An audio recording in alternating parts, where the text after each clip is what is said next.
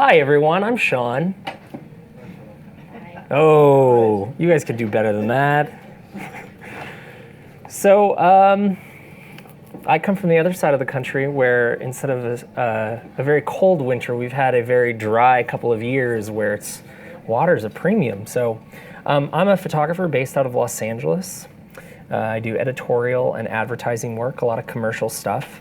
And what we're going to be talking about today are some of the new releases that have just come out. For example, Lightroom 6 and Lightroom CC. We're going to be talking about the entire spectrum of Photoshop family products. So Elements, Lightroom, Photoshop bundled with Lightroom for the Creative Cloud photography plan. And because it's going to be such a wide-reaching series of products, the content is going to cover a lot, but it's not going to be extremely deep. So what we'll do is, if you'll hold off your questions till the end, we'll try to get through our presentation, and then we can answer things that might be a little bit more specific after the fact. So without further ado, let's talk about which Photoshop is right for you. So we have this rough overall comparison, kind of just so you get the gist of what these products do and what they're capable of. Starting from left to right, we've got our Elements family, so Photoshop and Premiere Elements. And as a top level kind of thing, the idea is that you're dealing with a tool set that's fairly easy to use, doesn't necessarily require a lot of setup. It can even help you through the process with guided edits. You don't necessarily need to have any skill set coming into the program, but you can certainly leave with knowledge greater than how you started. Moving up our line, as far as levels of intricacy go, we've got Lightroom, which is one of my favorite programs, and it says intermediate level photo management and editing, and basically what they're trying to say is if any of you have ever worked in this old, awesome medium called film. Anyone ever shoot film? So imagine Lightroom as being the world's best darkroom immediately right next to the world's most powerful filing cabinet. So you have the ability to take an image from any point as long as it's been imported into Lightroom, take it from any point in time, bring it over, process it, edit it, make it exactly how you envisioned it from the moment you were there taking the picture. Do fine edits and adjustments. You can do localized adjustments and contrast, sharpening, even color enhancements locally. It's really intended to be the photographer's tool. So it doesn't necessarily come with all of the full functions and features that Photoshop does that you don't necessarily need. No 3D. It does not do compositing, but it's really intended as a way of enhancing and really perfecting your image from the very start at import all the way to finish and organizing you through that process. And then finally, the Creative Cloud photography plan is a combination of having both tools, Photoshop and Lightroom, plus a lot of intermediary tools that allow you to synchronize between the two of them as well. Now, keep in mind that when we get to our Lightroom section, everything that we talk about that's in Lightroom Desktop for Lightroom 6 works the exact same way as it does with the Creative Cloud photography plan, the bundle, but it just does not have the additional synchronizing functions for using some of the mobile apps, and it doesn't necessarily have that entire environment to allow you to move from device to device. And we'll get a little bit more in depth on that when we get there. But anyway, with the CC plan, you have Photoshop, and with that you have new features that come along with them. You have the ability to do a little bit more complex editing with Photoshop that you couldn't do with Lightroom. Say, for example, if we wanted to photograph someone in one location and cut them out and put them into a completely different environment, that's definitely a tool for Photoshop. So anyway, these will be available, and I think we can get you guys this handout afterwards if you just want to take it as a comparison chart for later. But without further ado, let's start talking about some products, starting off with Photoshop Elements. So again, Photoshop Elements is that introductory level photo editing tool. Comes with two specific components, the organizer and the editor. And the organizer is where all of your images will kind of be held for you so that it can manage for you things like the date or a location or a specific event. You can categorize all of your content and kind of put them into little albums and folders and organize. From there, you take your images out of the organizer and put them into the editor, which has a bunch of very, very cool new features, which we'll talk about in a minute. But you can do things from taking two different family photos that were taken at the same day, and maybe one of your family members is not necessarily giving you the best look in all of them, but one image. And you want to take that face from that image and put it into the other picture where everyone else is there and ready to be smiling. And through the tool Photoshop or Photo Merge Group Shot, you can take those two images and blend them together like they were the same thing without very much experience at all. So quick mode, things like quick mode would be one quick edits to give yourself color additions or filters, or being able to share your file in a specific creative way to another medium, or make things like books or CDs. Guided edits give you a little bit more advanced features. So say, for example, you wanted to start doing some of those cutout things on your own.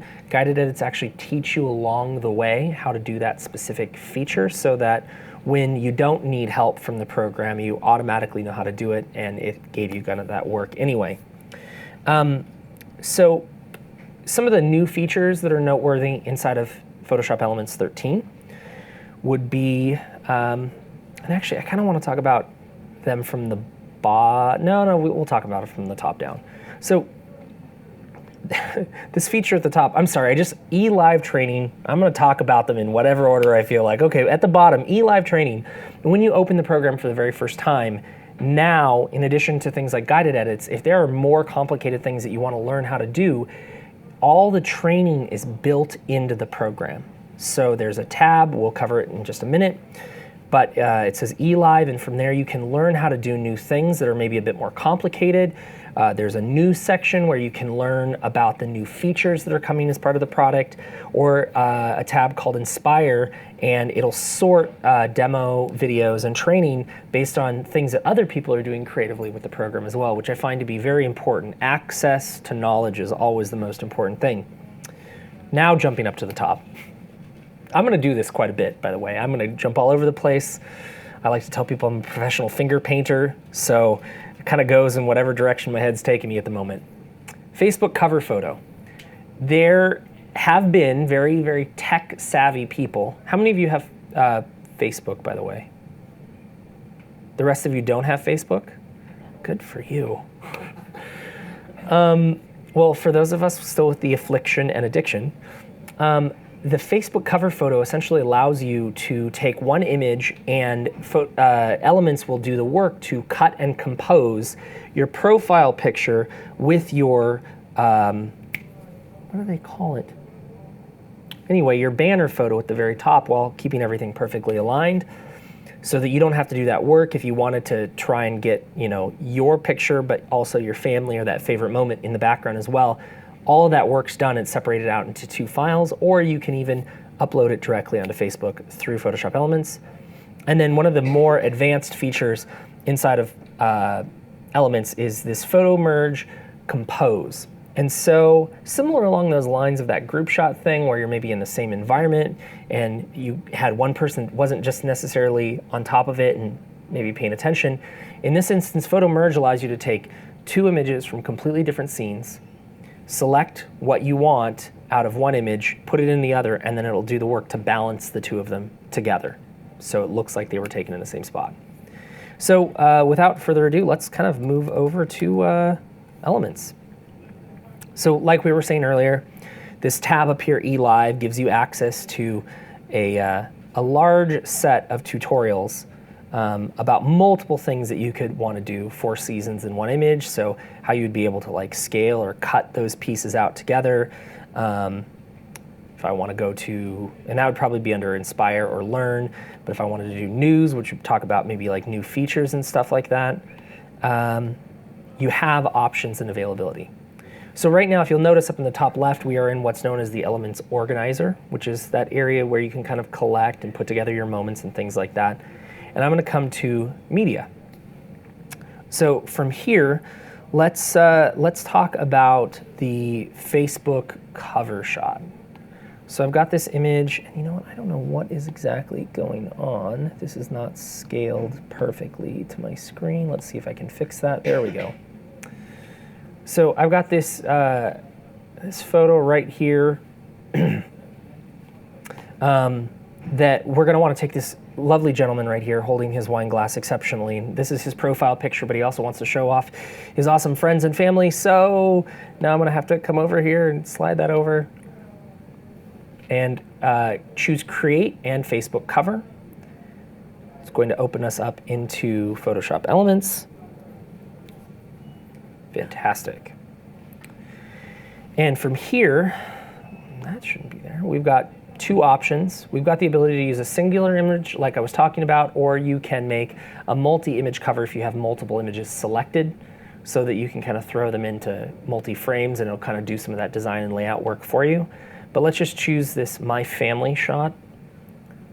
And all the work is kind of being done in the background. It's taking out our template, and so our gentleman right here, let's kind of just scale this up so everyone's involved.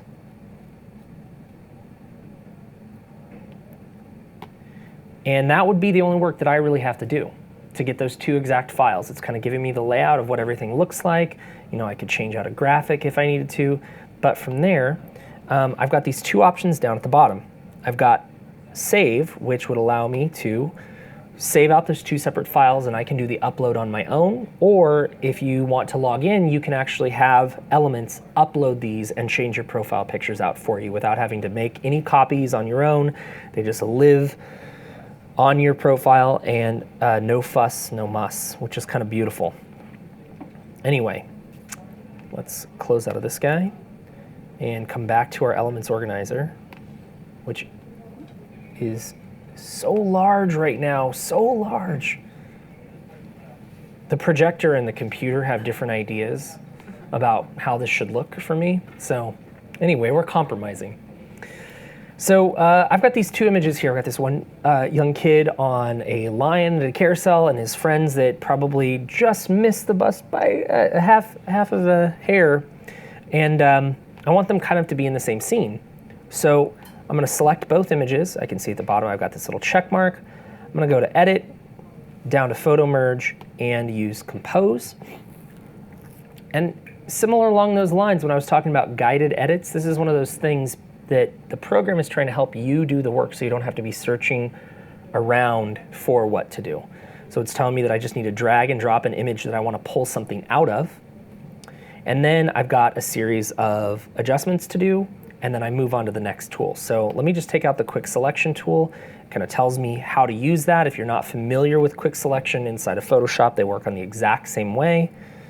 And then I'm going to select this family or these kids out.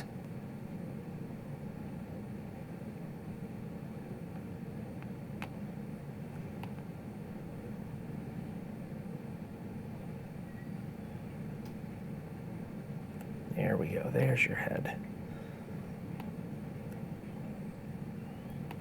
Okay. Next. Drop them down in place. Next. Match. Okay, fantastic, there we go. You'll notice that when it is applying the auto match, it changes the color, the contrast, and then you can go in, oh, hold on,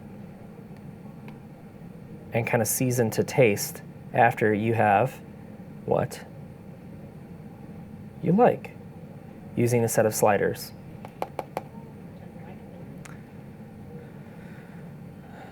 Okay. Let's move on, shall we? Is that fine with everyone?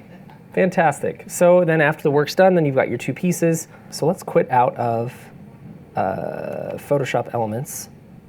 Moving up our line, we've got Lightroom.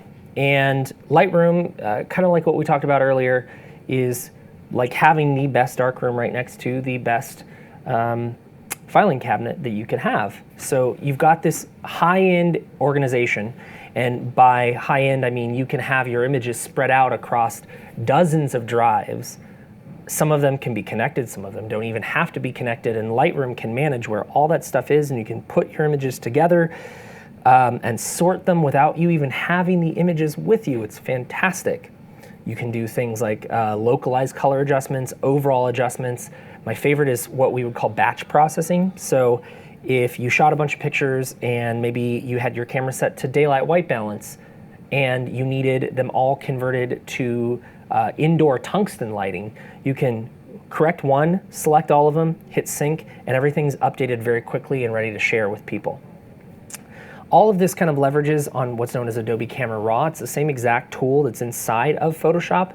The only difference is that you have the ability to be fluid with how you edit your content. So I can start off and I can be instantly organizing, and then when I find that image I really like, I can move over into what's known as the Develop module and start color correcting and changing things without having to move out of the program or open up another dialog box. It's all in there, and the process is a lot more natural, I feel, as opposed to segmented, which is fantastic. So some of the new features inside of Lightroom CC, which I would consider noteworthy, would be up front. This isn't a develop preset, it's not a way to affect your look, but in terms of organization, one of the highly requested features was facial recognition. So the ability to take your images and looking at them in the library module, you can name a face. Lightroom will then think about it for a second, add other faces, add a name, and it'll learn who someone is and what they look like so that when you import images in, they can be tagged with that person. So if you want to just find photos of your best friend from high school, if you scan those photos, which I have not yet, but you can have Lightroom do the majority of the work of collecting that content together. HDR merge and panorama merge are two big features that were available in a certain flavor inside of Photoshop. You could do them inside of Lightroom, but you always had to export the content out into Photoshop in order to do the work and then bring it back in.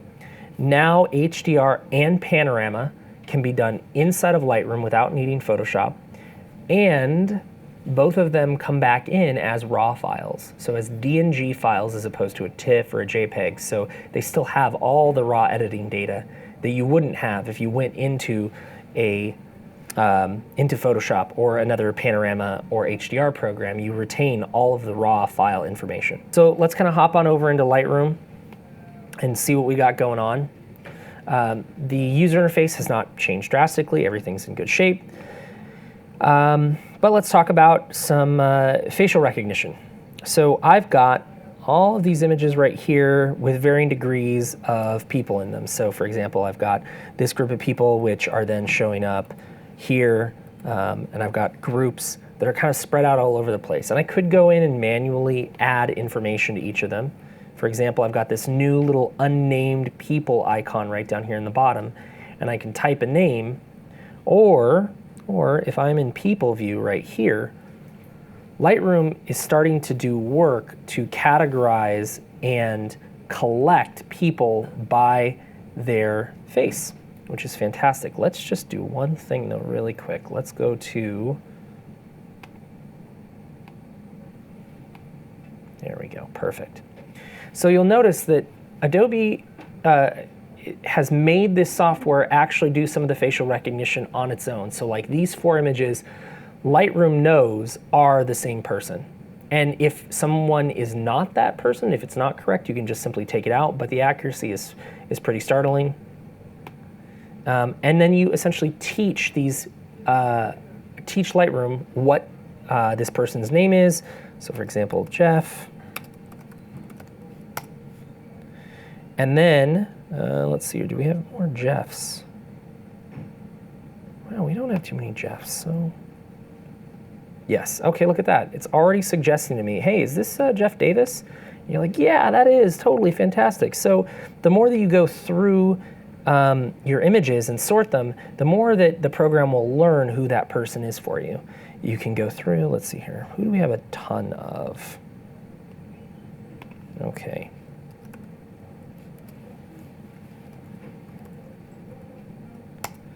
Matt. And so once I've added Matt, and I give it enough of a try, then it'll start recognizing again, hey, is that also matte? Yeah, totally, fantastic, to the point where you've got all of your images categorized and keyworded. And what's great about this is that it shows up over here as a keyword that you can click on at a later date. So when you're doing this information, it's not just storing it some random place where you can't get access to it. It's a keyword that is searchable later on using a bunch of different tools inside of Lightroom. So for HDR, which there are no people found because I'm in this new feature called People View right down here. Let's come to grid mode, and let's actually do a much harder scene. So this is probably the worst possible thing that you can have in order to merge together. Does anyone not know what HDR is? Okay, well, just in case anyone who's watching this later asks, HDR is an acronym for high dynamic range, and it's a way of taking multiple images of the same scene and then blending them together to get a reduced contrast range that looks like how your eye sees it and not how the camera sees it. Shooting inside a cave to get perfect exposure outside and perfect exposure on the inside is probably one of the most difficult tasks you could do. So you could do this merge inside of Photoshop using HDR Pro, but you'll notice right below Edit In, you've got Merge, Photo Merge. And when I click on HDR, you get a brand new window that pops up that you've probably never seen before because it is brand new for Lightroom 6 and CC. And it's actually faster. And the other thing is you can, not batch, but you can run multiple HDRs or multiple panoramas at the same time because it's all being done through Lightroom, and Lightroom can handle multiple tasks at the same time. So these are our two images that are combined together. Now I'm going to turn off auto tone just so we can kind of run through some of these things. Number one at the very top, it's fairly self-explanatory, auto align. These two images were taken on a tripod, but if you've ever tried to do an HDR out in the field, usually you've got the specific pose where your shoulders are up, your elbows are in, you hold the camera right here very steady, you try to keep your legs all straight, you breathe in, and then you take your pictures, or you breathe out and you take your pictures. And usually one of those images is going to be out of alignment. It's just the way it happens. So auto align will look at that contrast of an image in a specific spot, and it will align all of them together for you in order to blend the HDR. And then auto tone, which is pretty fantastic, is not what you would think it would be. If we did an auto tone inside of HDR Pro in Photoshop, you are almost baking those adjustments in, right? If you downsample your HDR into 16-bit, you have to do your output compression and your adjustments that kind of get merged into the file. So even though it's 32-bit, starting out, you either lose some of it in order to print it or save it into a different program, or you don't have anything that you can really work with inside of another application. So what Autotone's doing here is it's not actually baking these adjustments into the file, it's actually just changing the Lightroom sliders on the raw file when you're done. So this is what it will look like, and it's just changing things like exposure, contrast, saturation, etc. to give you this exact same look, which means you can reset all of it. Now, deghosting, we're not going to necessarily have any of it in this frame specifically, but we can run another one in just a minute. But deghosting would be similar to how auto align functions, but it's different in the fact that it's about not the scene, but an object moving through your image. So if you were to go and try and take an HDR outside on the street, you're probably going to get ghosts of people moving through images, cars moving, bicycles, maybe wind blowing a specific flag or banner. And so for HDR to work, those pieces of the image won't be in alignment anymore. Deghost would allow you to take those specific moving objects in your image and blend them out so that you don't have the same person 3 times in your image. So I'm going to leave it off for right now. We'll show it in just a second, but when I hit merge, watch what happens. I can move on and do something else. Lightroom is building the image in the same way that it would import, in the same way that it would batch process, in the same way that it would export. And that's using the processing power on the side as opposed to taking over your entire software program. So you're free to do other work. You'll notice I've got this image right here. All of the settings and sliders are full raw, so you've got the ability to come in and change things and tweak things any way that you want. So maybe I want the shadows boosted a little bit brighter, and I want the exposure down just a little bit more. I've got full raw editing capability, and if I reset, this is still the raw data, and you'll notice that it is a DNG. It is a raw file, which is fantastic for non-destructive editing. Okay, so let's do this. Let's just open up HDR and then instantly move over to panoramas so that we can show how much easier it is to do multi-process editing. Let's open up HDR, let it do its process, let it think about it. Let's make sure that I actually selected both of them. Excellent, thank you. So autotone. With deghosting on, you can remove sections of the area of the image that might have been moving or blurred a little bit. It's thinking about it, and maybe I had like a little bit of the lilies or something like that. So these areas right here, these red lines, show deghost overlay, are areas in the image of both of them that were moving. So it's taking out one and keeping the raw data of the other in those select areas only. So from there, I've got the ability to merge that, and let's go on to panoramas. Let's talk about panoramas. So along those same lines, you have the ability to merge all of these together by going to Photo, Edit In, Photo Merge. And this little icon right there is the Control key, so I'm just going to click Control plus M. Now, if any of you have ever tried to build panoramas before in Photoshop or any other program, you'll usually see that it takes a very, very long time for it to process all the data. And that's because it's taking the full high-res image and it's figuring out piece by piece where all of those edits are supposed to go, and it's taking the actual raw information.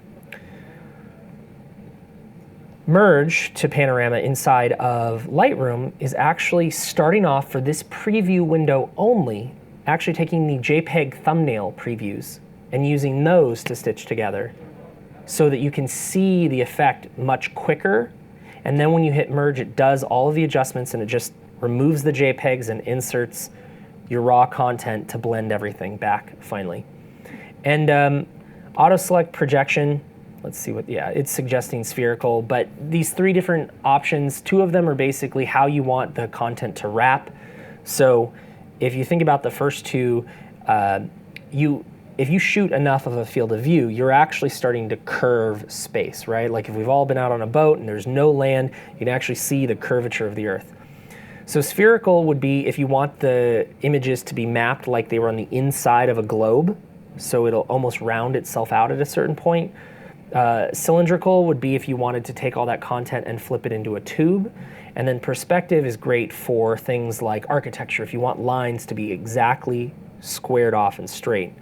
So in this case, I'm going to turn off auto select projection because it knows what it's doing. And then auto crop, again in a non-destructive capacity, is just taking the crop tool and finding where there are no more pixels left and selecting that for you so you don't have to do it manually at a later date. I'm going to hit merge, and then while that's running in the background, I'm going to take another set of panoramas, okay?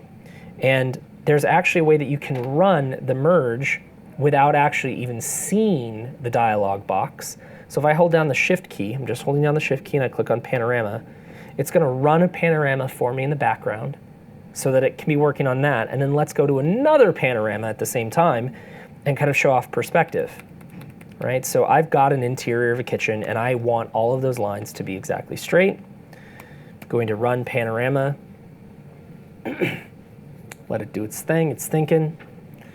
And we're definitely going to pick perspective.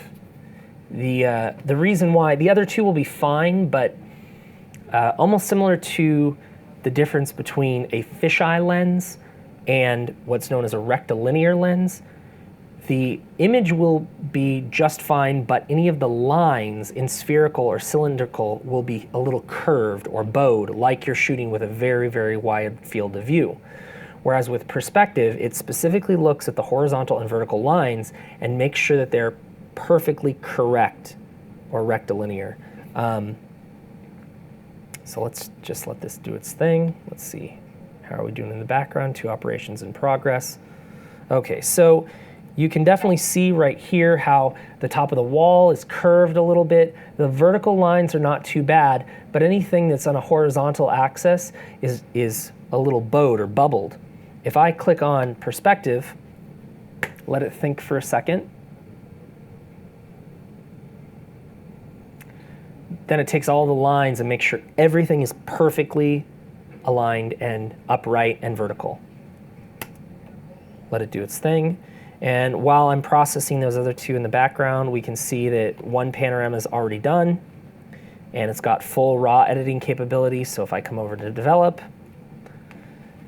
I can do things like sharpening if I wanted to come in and sharpen and see what my image is looking like. 1:1.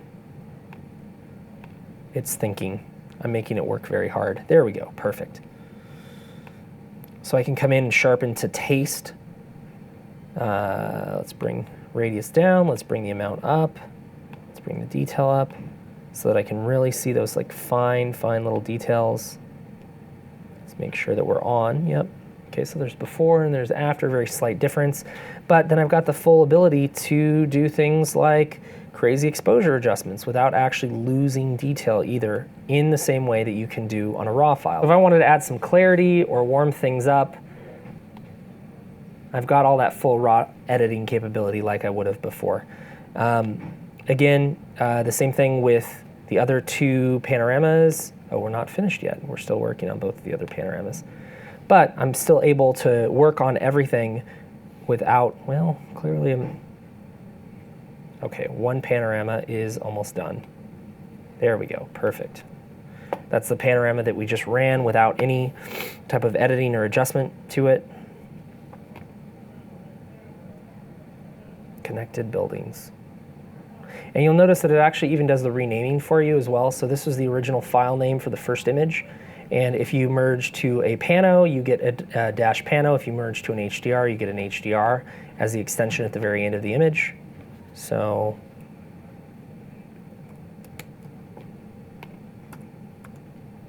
dash HDR. So this is kind of along those lines of organization, right? So making sure that your files are in the right place and they're descriptive enough for you to know what they are and where you're going with content. Let's see here. I'm going to talk about one more kind of workaround workflow thing, and then we can get into kind of answering some questions.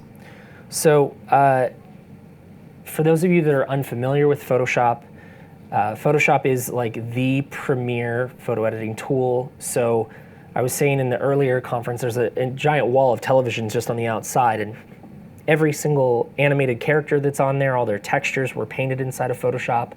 You've got illustrators that are doing work for giant sides of billboards. You've got people like me that do photo compositing work, and so I'm taking maybe 6 to 8 different images that were shot in different locations and combining them together. Photoshop is a big tool that can handle a lot for a lot of people. But if you need to do something that's extremely focused and specific, it is the only tool to go to. So the way that I kind of like to describe it is, imagine if you were a sculptor, right? And your raw file is a giant block of marble. You're not going to take the smallest chisel and do all of your work with that chisel. You're going to take the largest chisel to get away most of the pieces that you don't need, i.e. you're going to do large sweeps and adjustments on your raw file globally before you go in and do the very, very fine, minute things. And so if you need the most precise scalpel or chisel, you're going to use Photoshop for it. So what we're going to do is we're going to kind of go through a Lightroom to Photoshop workflow, try to cover that very quickly, and then we'll basically answer some questions about how the Creative Cloud plan is going to work and all that fun stuff. So it's very cyclical in the way that Lightroom and Photoshop work, because when you do your editing inside of Lightroom, if you decide to take it out to Photoshop, it round trips right back in, and the entire process kind of starts with you bringing your content in and organizing it and finishing it out, which also requires a little bit of organizing. So for example, when I start, I usually bring in my images off of my card and card reader, and I instantly begin finding the ones that I care about, right? And I can organize them and sort them by things like star ratings. I can organize them by things like flags or colors, or something that's absolutely fantastic is something called collections. And it's a way of taking images from a bunch of different places and putting them together as a body of work without actually making copies. So it saves a bunch of space and Lightroom does all the work for you. From there, once I've got my selection of images I care about, I can go in and do raw processing on one and then copy that onto everything else if they were all taken in the same spot.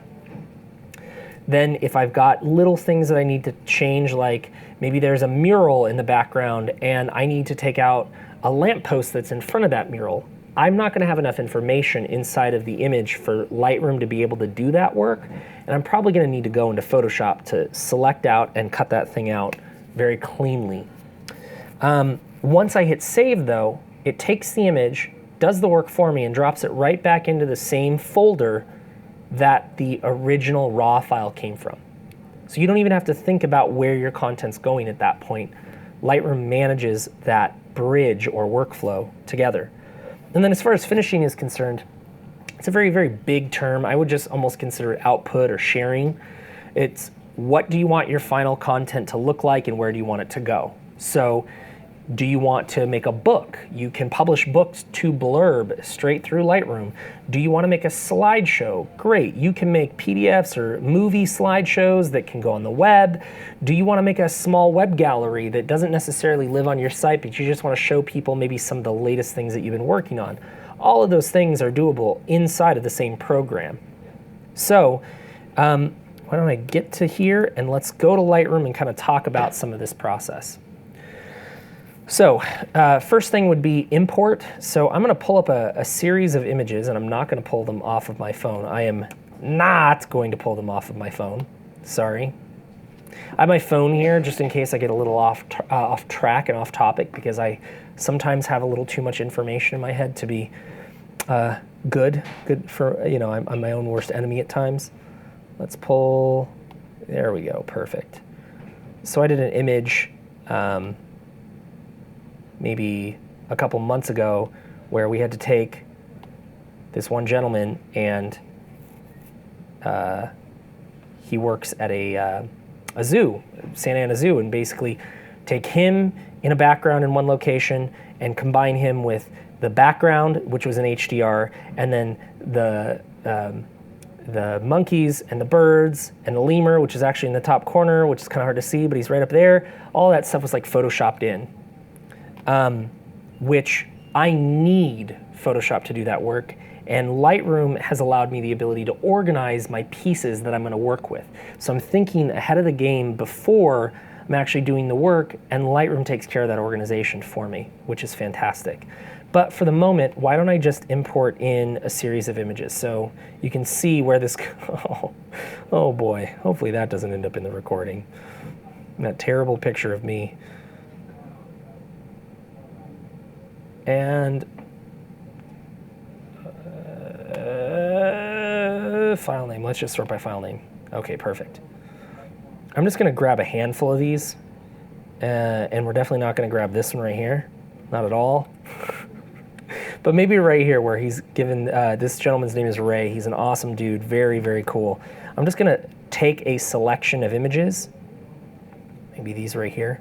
I got a little overzealous and I was like, yeah, for the magazine that I was shooting from, like, yeah, I'm gonna take a camel, and I'm gonna take that camel and it's gonna be eating some food out of his hand, and I'm gonna put it all together. And I was like, nope, not gonna happen. Because you can't tell a camel what to do. They're just gonna be a camel, and they did not want to play along. So anyway, this import dialog box, it's important to kind of know what you're doing here at least the first couple of times. And then if you have a specific workflow, you can create a preset and not have to worry about this again. But Lightroom, in my opinion, is a very linear left to right program. And what I mean by that is, even in terms of the import dialog box, left is where your content's coming from. Center is what your content currently looks like and what you intend to do with it. And right is where it's going, so like past, present, future. where it's going, what you're going to do to it as far as renaming, if you're going to add things like metadata or keywords, how the image will be in the future. So in this case, I'm gonna wanna select where my images are going. By default though, if you use one Lightroom catalog and you're used to that workflow, Lightroom can manage your content and it puts it in your pictures folder, Mac and PC. In this case, I'm gonna wanna put it into a different folder though, just so that I know where it's going, and if I need to back up anything, I can just grab all of it at one point in time. So I'm gonna go to storage, and then I'm gonna go to projects, and let's see here. There we go, fantastic. I'm gonna put it right into the same folder, originals, right here, where I've got my panos and all that other fun stuff. So all my content is together. And then I'm gonna choose to put it into, hey, look at that. It's like I've done this demo before. I'm gonna put it into a folder with his name. And it's a trick that I learned from an advertising photographer I used to work with, but he would always organize his content into folders so that the same type of file was next to one another, which is a habit that I've picked up. You don't necessarily need to do it. Lightroom can tell you what's a PSD and what's a JPEG and what's a TIFF. But in this case, I would start off with RAWs, and then if I had finished files, they would go in a different folder in case someone else that maybe didn't have Lightroom needed to get access to them, et cetera, et cetera. But it's gonna show you right down here what that folder is gonna look like and where it's going. And I can even rename my files, which I'm not gonna do right now. And Cosper. Okay, let's go to grid. And the reason why it's not allowing me to import is because I haven't checked anything. But I'm gonna show you something that's really cool, and sometimes it's a little difficult. So I've got, by default, everything's gonna be selected. If you want to just grab a selection of images, there are a couple ways that you can change it, but if they were shot on the same day, uncheck everything, click on one image, scroll to the, I'm doing this backwards, that's what happens when you're a left-hander. Shift click on the last image that you want to include, or if you want to cherry pick a few, you can hit the Control or Command key on Mac. And then all of those images that are selected, when you hit the check button, it's only going to select those images. So you don't need to include everything at the same time. So, and actually, hold on, sorry guys, let me come back there. Nope, don't build smart previews. One of the things that I think is really important to show as well, no, it's not export, is that if I come back to that exact same location, which it'll tell me where I was grabbing stuff from as well, which is fancy, very fancy. I've got this really cool new feature as well, add to collection. So collections, again, are those ways of sorting content that don't necessarily live together in the same spot on hard drives, but you want to collect them by a specific category or maybe by a specific moment. In this case, I'm going to add them to a collection right now so that I can sync it to Lightroom Mobile. So when I click the plus button, I'm given the Create Collection dialog box, and I'm going to call this, Cosper Portrait, if I can type. And you'll notice that by default, it's checked on. See, there. We're in the jam, man. We're in the Lightroom jam. Okay, sync with Lightroom Mobile is enabled. So as soon as these images start coming in, there we go, sync with Cosper, okay. They're gonna be added to a collection for me in the background, which is fantastic. Now, let's see here. We are on import. We kind of need to do some edits and adjustments and kind of figure out where we're going. I'm going to take this over to the iPad, which is right here. Let's see if we can get some technology to work in our favor. That would be lovely. Let me just check this guy on. Come down here. And come on, come on, come on. Oh, beautiful, look at that. Okay, so a practical real-world situation for me. I had a client, I shoot for a theme park client out in Los Angeles called Knott's Berry Farm, and they do a lot of opening of new attractions and features and special events. And so usually the deadlines are very, very tight. I mean, things sometimes have to be edited within a 24-hour period. And I had shot and I had gotten to a cafe that I needed to work on some stuff, but I knew that I was gonna either be driving in transit to a location or I wasn't gonna be able to open my laptop a lot, but I was gonna be waiting because I had to go wait like for another client or something like that. And I uploaded everything into Lightroom Mobile, and then when I had some downtime, I was literally doing my edit and my select of what images I needed. And then I get a phone call from them before the 24-hour period, and they're like, hey, we need these 3 images right now to be able to put online. And I was like, okay, hold on. And it was right when Lightroom Mobile came out. And so I came in and I opened up Lightroom. I came in and did my edit on the iPad and then sent it out to the client from the iPad without actually being able to edit the stuff on my desktop, which was a little scary, but it was exact. When I got back to my laptop and I looked at the files, we're not talking about heavy editing. It was like taking some signage from a new attraction and they were going to have their graphic designer cut it out and lay it into like a promotional material. So I came in and I did my adjustments. So, you know, maybe something was a little bit too green and I wanted it to be a little bit more purple or magenta, and maybe it's a little warm now, and the contrast was off. So I had all that option and availability right here. Now let's just check and see if my catalog is kind of started. Okay, so I've got the file, I've got the folder, but the images aren't uploaded yet because that's going to take a little bit of time.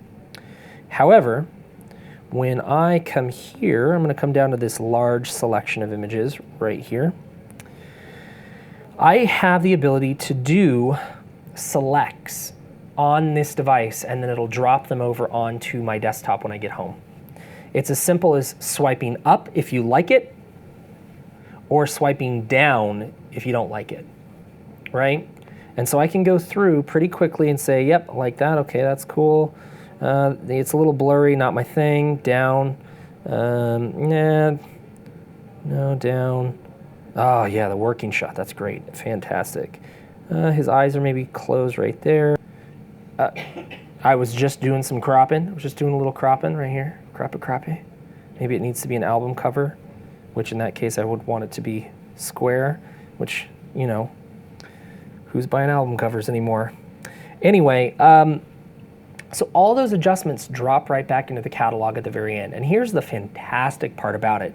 If you make your selects, and you'll notice kind of, let me try to get it to happen again. I'm gonna pull up a preset really quick. So maybe I want to do an effect on this, and I wanna add, no, let's do some creative effects. Old Polaroid, that one looks really cool. Okay. So you'll notice that when I go back up in the top right corner, that little cloud is moving, it's thinking. It's just a little tiny guy right there. It's going dot, dot, dot, dot, dot, dot, I'm working. I'm trying to do some stuff. Okay, once that's finished, the edit's already done. It's up and it's already back down. So if I come back over to Lightroom while it's still copying and importing photos, which just, let's cancel that. Let's just, okay, now let's sync those. They're in the portrait folder. That is not the amount of images that I selected. I probably hit check all. That was fantastic. But I can come into slideshow and we'll notice that this one's been rejected. So only show me the images that are pics. Fantastic. Show me pics. Okay, perfect. Show me rejects. Okay. So all of those edits, let's go see that cropped image, cropped square. It's all happening through the cloud system. And then, oh, this is the best. Are you ready for this? Let's come here. And I've made my selects, right? So I've made my choices about which ones I like and which ones I don't. I'm generating a URL right now that I can send to someone who doesn't have Lightroom Mobile. And I'm essentially, man, this computer's getting really hot. It's making a web gallery for me that's being hosted on Adobe servers on the cloud. Okay, so let's come up here. Let it think for a second. I'm giving it the slow clap. I'm like, Well, while it's doing that, let's do another thing with our Cosper stuff. Just to kind of show off the round trip-ness that you would do through Lightroom and Photoshop. So he's got a pretty good smile right there. Let me just do an edit. I'm gonna warm everything up just a little bit.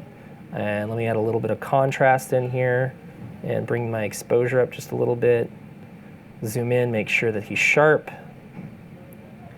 I'm making Lightroom do a lot of work. It's crying right now. I always make sure everything's like sharp the way that I would want it for the print. And so this would be like a capture sharpening.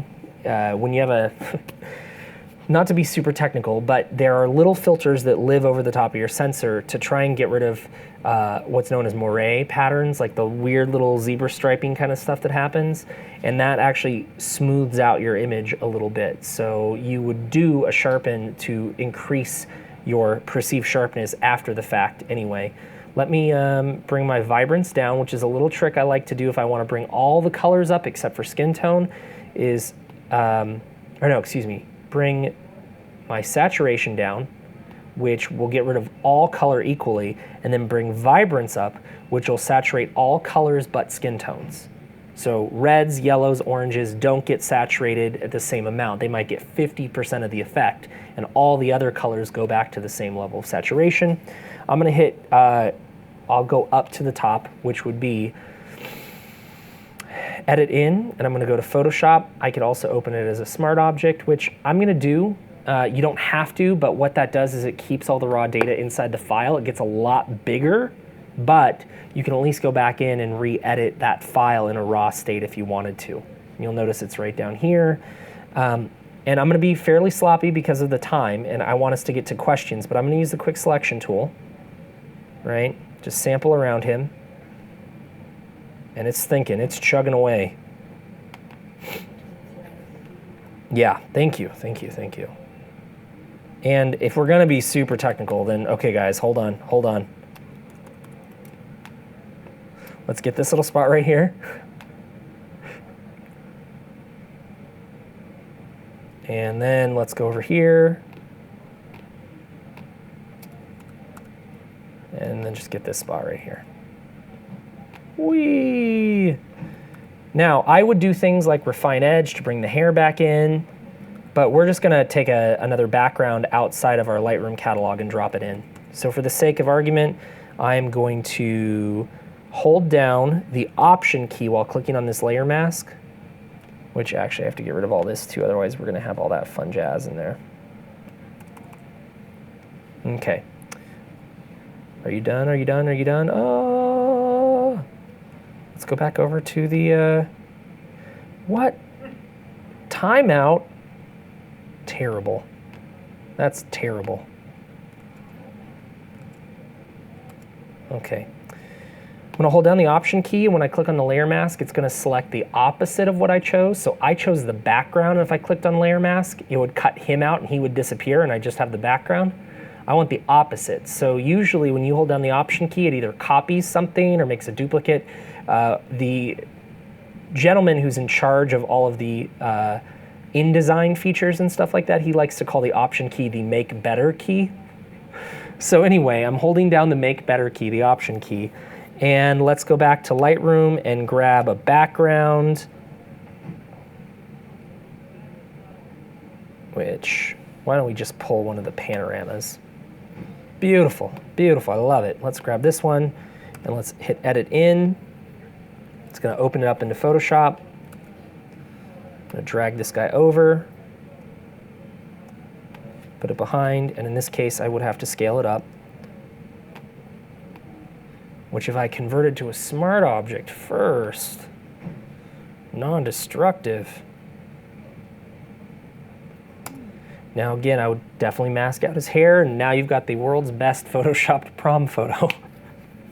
Anyway, from here, I don't need to worry about anything else because Lightroom is keeping this image open and thinking about it. I just hit Command S or save, and it's gonna pull that file out of Photoshop or save and close it and put it in the exact same folder that it came from. So it's thinking, I'm down here, 97%. And let's tab over, go back to Mr. Cosper. And where are you? Oh, well, we're still saving. Okay, now we're done. There we go. That one last 1%, it was still thinking on something. So the files are kind of saved right next to each other, which again, definitely use Refine Edge if you have the time. The things that you care about, you spend the most time on. And if you care about an image, you spend a lot of time on it. I actually even went to a much larger extent with the final image where I was tracing or using the pen tool to path around him and using channels to pull hair, which is why I kind of put him on the pseudo green screen, because I thought we were going to be able to, naively, I thought that let's just pull a bunch of animals out and put them in the zoo somewhere. Nah, that wasn't going to happen. But anyway, so from there, I can then make additional creative decisions. If I want to make an iteration of this that has maybe a different color, I've created what's known as a virtual copy. This little turned up tab means there's not two of this file, there's just an extra way that Lightroom is looking at your original content. So it's almost like conjunction junction, where that one word is still here, but you can break it off into new words and phrases. Yeah, take that as a throwback. That was a good callback. So I can come in here and I can use a develop setting. So if I wanted to use one of my 9,000 settings here, and I wanted it to be like Fuji 400H, or if I wanted it to be like Ilford HP5, which is black and white in maybe high contrast, or Kodak Portra. Then I've got these two options of this exact same file without actually creating duplicates. So let's just do something maybe a little bit more extreme here. Let's do that. And I can export those back out. So this is my final advanced editing and finishing right here. I'm now going to take my export tab. Now, I don't have enough presets. I only have this many presets when all you usually get is these. But what's beautiful about Lightroom in general is if you find a way of working that you like, any way, whether it's an aesthetic or it's a way of organizing content or bringing stuff in or even exporting, you set your parameters once. So I made a preset that specifically for clients will give them, if it's a client that doesn't necessarily know if they're going to go to a bunch of different sources, I'll give them a full res JPEG, so it's not going to scale it, at 300 ppi in sRGB. And when I click on that guy, it's already going to put a folder for me. And so maybe this is for, well, this is Orange Coast, so I'd say Cosper final. Just don't ask. It should all be lowercase, but I just held, there we go. And I'm going to copy that for a second because I've set this up to automatically make a new folder for me. But when I come down here to file settings, if I just click on the full res TIFF in Adobe RGB 1998, all the settings kind of stay the same except for these few right here. No compression, 16 bits. I'd still need to put something in here that would have his name, and I hit export, and then those files are already working away. Now, if you want to combine that with something even more amazing, how do you get those files to someone that you want to work with? Well, you could use Creative Cloud to be able to deliver them as well with a file link. So the last thing that I kind of want to talk about is the Creative Cloud program and what it is and is not. So the Creative Cloud simply just means that it is a subscription-based model. So instead of paying for everything in one huge lump sum upfront, you are paying in small chunks, and you are also getting updates frequently as opposed to having to wait until the new version of the thing comes out. And it's actually been happening. There's pages on Adobe's website for every Creative Cloud app and when they release brand new features, and they happen maybe once every 2 or 3 months as opposed to every 18 months. So one of the reasons of switching over to this is so that they could give you new features when they are ready as opposed to having to wait. And that includes things like the mobile syncing as well. So all of the mobile apps that Adobe's created, like Photoshop Mix, Lightroom Mobile, Photoshop Sketch, if any of you guys like to do like little illustrations and comp ups, all of that stuff syncs via the Creative Cloud app that you have access to in order to do the work. And the last one is that your desktop apps, Lightroom and Photoshop and InDesign, Illustrator, they don't live in the cloud. It's just a delivery method. So you are downloading a full desktop version, and you don't even need to be online for 3 months before it has to check in just to make sure that your subscription's okay. So they live in your computer, they're just downloading, and you're just paying through a subscription model, and it doesn't even check in for 90 days. So the idea is to try and make more services for the amount of money that you're spending. With that, I think that I am done. So thank you guys for at least listening to this presentation about the Photoshop family of products. Whether you're a hobbyist or a professional, B&H has the answers to your questions. Experience a world of technology at our New York City Superstore. Connect with us online or give us a call. Our staff of experts is happy to help.